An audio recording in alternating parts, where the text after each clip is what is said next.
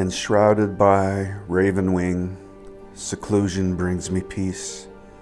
Flock of seagulls serenade, stresses of life released.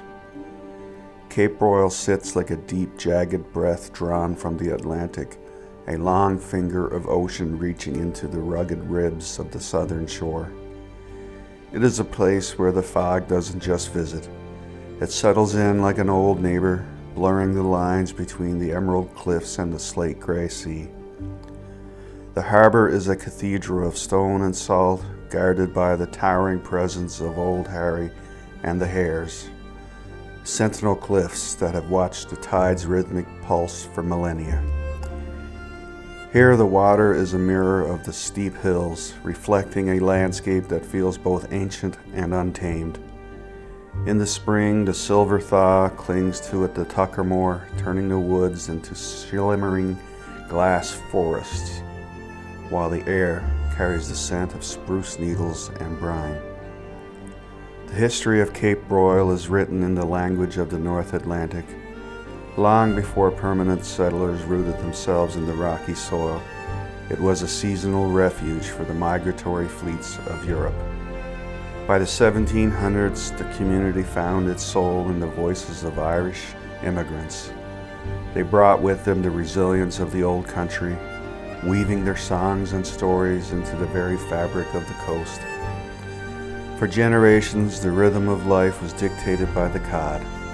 The flakes lined the shore like wooden skeletons, drying the bounty of the sea under temperamental sun.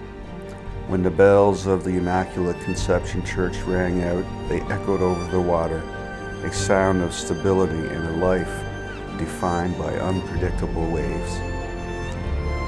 There is a quiet dignity in the way the community clings to the edge of the world. You can feel it in the remnants of old footpaths and the way the wind whistles through the narrow gut. It is a place where the Horse Chops Hills roll inland, hiding secrets of the interior, where the wood stoves still crackle against the damp chill, and the hospitality is as deep as the harbor itself. To see Cape Broyle is to see Newfoundland in its purest, most cinematic form. A dramatic collision of land and sea where history isn't found in the books, but in the salt-crusted wood of the wharves and the steady, enduring gaze of the people who call the shore home. Serenity on a pier, amid a dreary gloom. Contemplative daze lingers, heavy sky teasing doom.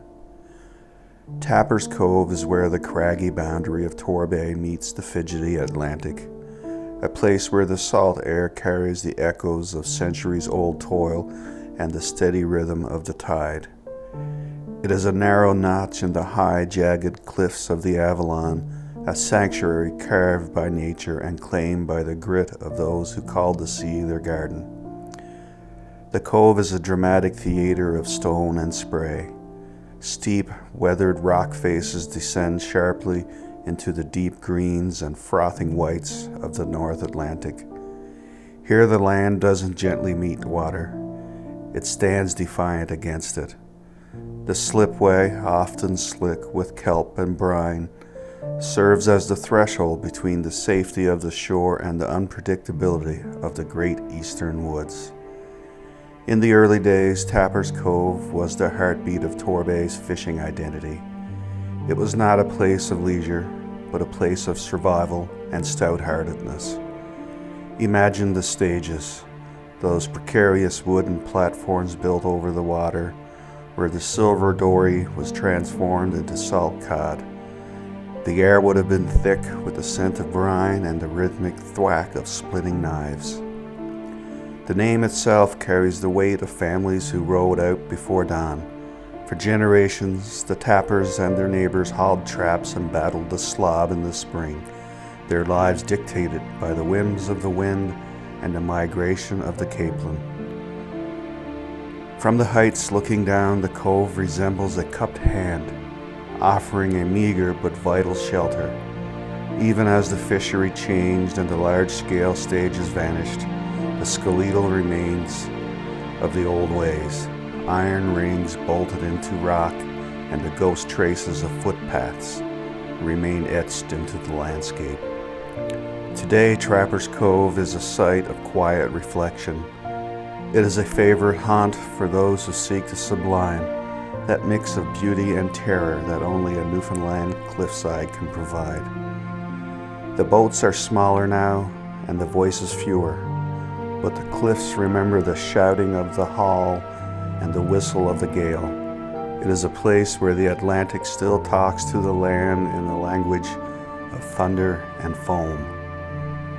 Whether it's the golden light of a fine day illuminating red-stained rocks, or the haunting shroud of a St. John's fog rolling in from the Narrows, Tappers Cove remains a testament to the endurance of the Newfoundland spirit.